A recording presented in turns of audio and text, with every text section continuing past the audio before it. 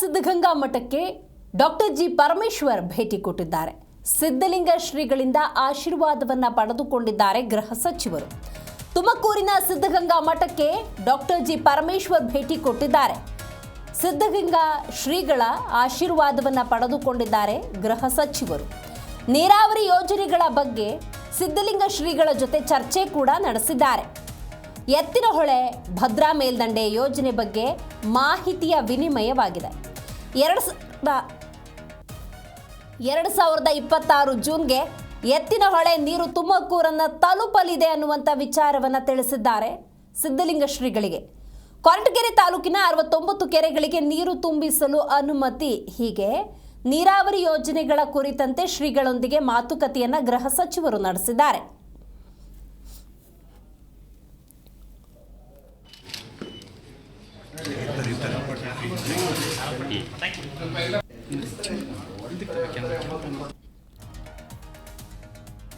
ಮಾನ್ಯ ಗೃಹ ಸಚಿವರು ಸಿದ್ಧಗಂಗಾ ಮಠಕ್ಕೆ ಭೇಟಿ ನೀಡಿದ ಸಂದರ್ಭದಲ್ಲಿ ಮುಖ್ಯಮಂತ್ರಿ ಸಿದ್ದರಾಮಯ್ಯನವರ ಆರೋಗ್ಯವನ್ನ ಶ್ರೀಗಳು ವಿಚಾರಿಸಿದ್ದಾರೆ.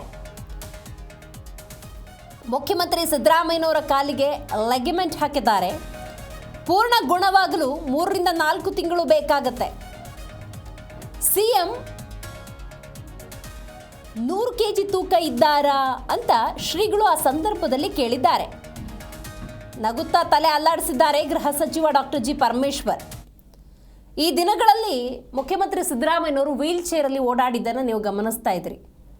ಯಾವುದೇ ಕಾರ್ಯಕ್ರಮಗಳು, ಕಾಮಗಾರಿಗಳು, ಶಂಕುಸ್ಥಾಪನೆ ಅಂದರೆ ಅತಿ ಮುಖ್ಯ ಕಾರ್ಯಕ್ರಮಗಳಲ್ಲಿ ಸಿದ್ದರಾಮಯ್ಯನವರು ಭಾಗಿಯಾಗೋ ಸಂದರ್ಭದಲ್ಲಿ ವೀಲ್ ಚೇರಲ್ಲಿ ಈಗ ಬಂದಿದ್ದನ್ನು ನೀವೆಲ್ಲರೂ ಕೂಡ ನೆನಪಿಸಿಕೊಳ್ಳಬಹುದು. ಸೊ ತೀವ್ರ ರೀತಿಯ ಅನಾರೋಗ್ಯ ಸಮಸ್ಯೆಯಿಂದ ಸಿದ್ದರಾಮಯ್ಯನವರು ಬಳಲ್ತಾ ಇದ್ರು. ಅದು ಕಾಲು ನೋವಿನ ಸಮಸ್ಯೆ. ಸೊ ಹಾಗಾಗಿ ಅವರ ಆರೋಗ್ಯ ಹೇಗಿದೆ ಅಂತ ಸಿದ್ಧಲಿಂಗ ಶ್ರೀಗಳು ವಿಚಾರಿಸಿದ್ದಾರೆ ಗೃಹ ಸಚಿವರ ಬಳಿ.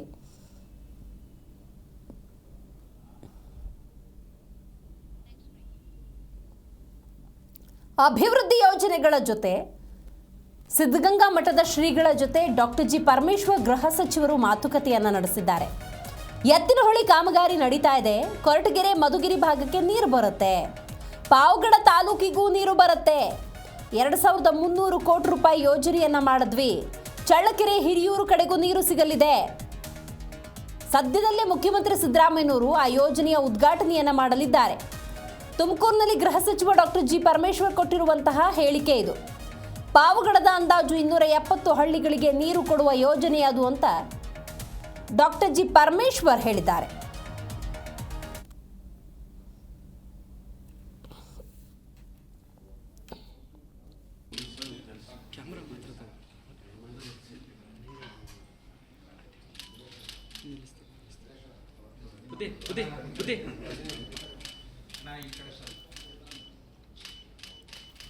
ಇನ್ನು ಅಂತಾರಾಷ್ಟ್ರೀಯ ಏರ್ಪೋರ್ಟ್ ಇದರ ಬಗ್ಗೆ ಕೂಡ ಗೃಹ ಸಚಿವರು ಮಾತಾಡಿದ್ದಾರೆ.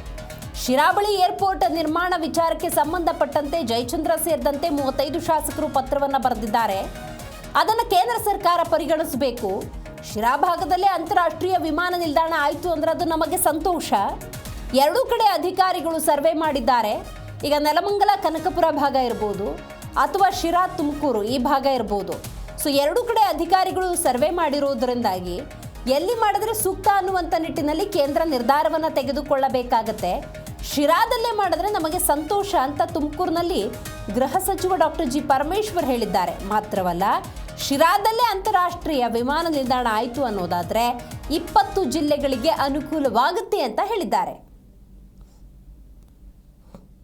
ಎತ್ತಿನಹೊಳೆ ಕೆಲಸ ನಡೀತಾ ಇದೆ. ನಾವು ಹಣ ಬಿಡುಗಡೆ ಮಾಡ್ತಾ ಇದ್ದೀವಿ. ಪ್ರತಿ ವರ್ಷ ಹಣವನ್ನು ಬಿಡುಗಡೆ ಮಾಡ್ತಾ ಇದ್ದೀವಿ. ಇರುವಂಥ ಆರ್ಥಿಕ ಏನು ನಮ್ಮ ಈ ವ್ಯವಸ್ಥೆಯಲ್ಲಿ ಎಷ್ಟು ಹಣ ಕೊಡ್ಬೋದು ಅಷ್ಟು ಹಣನ ಕೊಡ್ತಾ ಇದ್ದೀವಿ.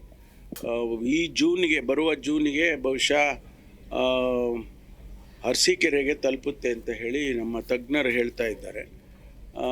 ಈ ಕೆಲಸಗಳು ನಮ್ಮಲ್ಲಿ 2-3 ಕಡೆ ಫಾರೆಸ್ಟ್ದು ಪ್ರಾಬ್ಲಮ್ ಆಗಿದೆ. ಅದು ಬಗೆಹರಿದ್ರೆ ಮುಂದಿನ ಜೂನಿಗೆ ತುಮಕೂರಿಗೆ ಬರುತ್ತೆ. ಆನಂತರ ಮುಂದೆ ಚಿಕ್ಕಬಳ್ಳಾಪುರ, ಕೋಲಾರಕ್ಕೆ ಹೋಗುತ್ತೆ. ಕುಡಿಯೋ ನೀರಿಗೆ ಎತ್ತಿನಹೊಳೆ ಕೆಲಸ ನಡೀತಾ ಇದೆ. ನಾವು ಹಣ ಬಿಡುಗಡೆ ಮಾಡ್ತಾ ಇದ್ದೀವಿ. ಪ್ರತಿ ವರ್ಷ ಹಣವನ್ನು ಬಿಡುಗಡೆ ಮಾಡ್ತಾ ಇದ್ದೀವಿ. ಇರುವಂಥ ಆರ್ಥಿಕ ಏನು ನಮ್ಮ ಈ ವ್ಯವಸ್ಥೆ. ಜಿ ಕನ್ನಡ ನ್ಯೂಸ್ ಈಗ ನಿಮ್ಮ ಮನೆಯಲ್ಲೇ ನೋಡಿ, ಎಲ್ಲ ಕೇಬಲ್ಗಳಲ್ಲಿ ಈಗ ಲಭ್ಯ.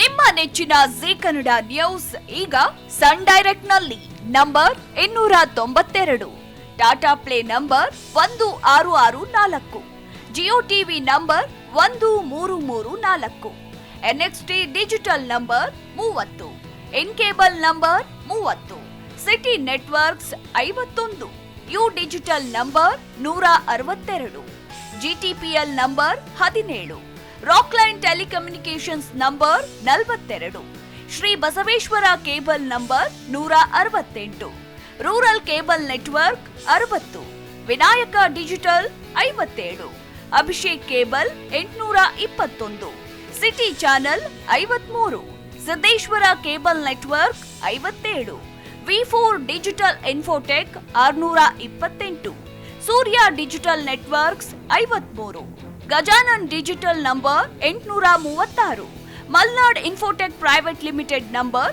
56, Metrocast number 830, victory digital number 167ರಲ್ಲಿ ನೋಡಿ ಆನಂದಿಸಿ.